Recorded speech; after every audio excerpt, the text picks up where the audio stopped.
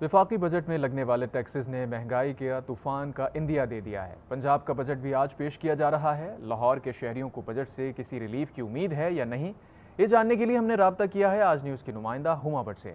हुमा, बताइएगा, वफाकी हुकूमत ने तो सारा जो भार है वो तनख्वाहदार तबके पर डाल दिया है। आज पंजाब का बजट पेश किया जा रहा है, क्या उम्मीदें हैं, क्या तवक्कुआत हैं?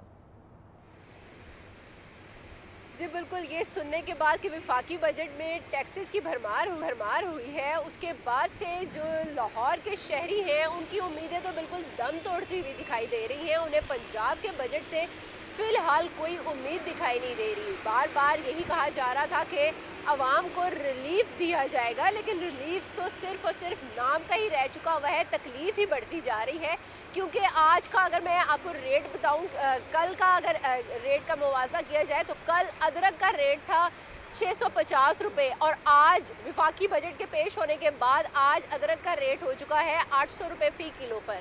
और इसी तरह अगर बात की जाए लीमू के बारे में और उसके बाकी चीज़ों के बारे में, तो ये सब चीज़ें जो हैं ये भी 1200 से बढ़ते हुए 1500 पर पहुंच चुकी हुई हैं। और चाय का जिक्र करूं, चाय का मैं कल भी आपको बता रही थी कि टैक्सेस अभी लगे नहीं थे, लेकिन पहले ही चीज़ें जो है वो बढ़ना शुरू हो चुकी हुई थी। और वही सूरत हाल आज भी हम लोगों ने देखी है कि चाय की पत्ती की कीमत में भी इजाफा हो गया है और घी की कीमत में 7 से 8 रुपए इजाफा कर दिया गया है, जिसकी वजह से अशिया खुरनोश से मुताल्लिक तो आप बता रही हैं यकीनन उसमें इजाफा होगा। आपसे स्पेसिफिकली पंजाब के बजट से मुताल्लिक जानना चाहेंगे, उसकी क्या डिटेल्स हैं, अवाम उस मुताल्लिक क्या तवक्कुआत रखते हैं?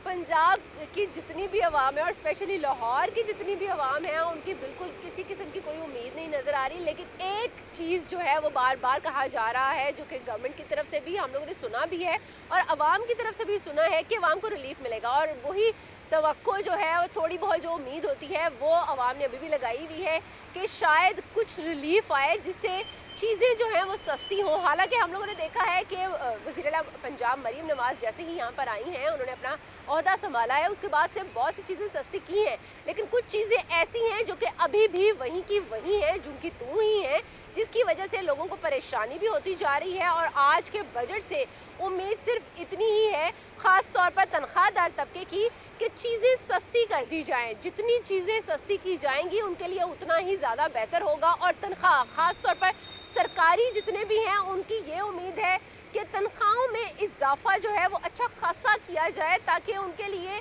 अशिया ज़रूरिया जो है वो ख़रीदना आसान हो सके। लेकिन प्राइवेट की तरफ कोई तवज्जो नहीं दी जाती है। प्राइवेट जितने भी यहाँ पर हम लोग देखते हैं मुलाजमीन हैं, वो बेचारे पिसते ही चले जा रहे हैं। कहीं से भी तनख्वाहों में इजाफा कर दिया जाए, सरकारी या फिर कोई भी तनख्वाह में इजाफा हो, जो प्राइवेट मुलाजमीन हैं उनकी तनख्वाहें जूं की तू ही रहती हैं। और जो अगर महंगाई का ग्राफ देखा जाए तो वो रोज़ बरोज़ बढ़ता ही जा रहा है। कोई चीज़ ऐसी नहीं है जो कि सस्ती हुई हो।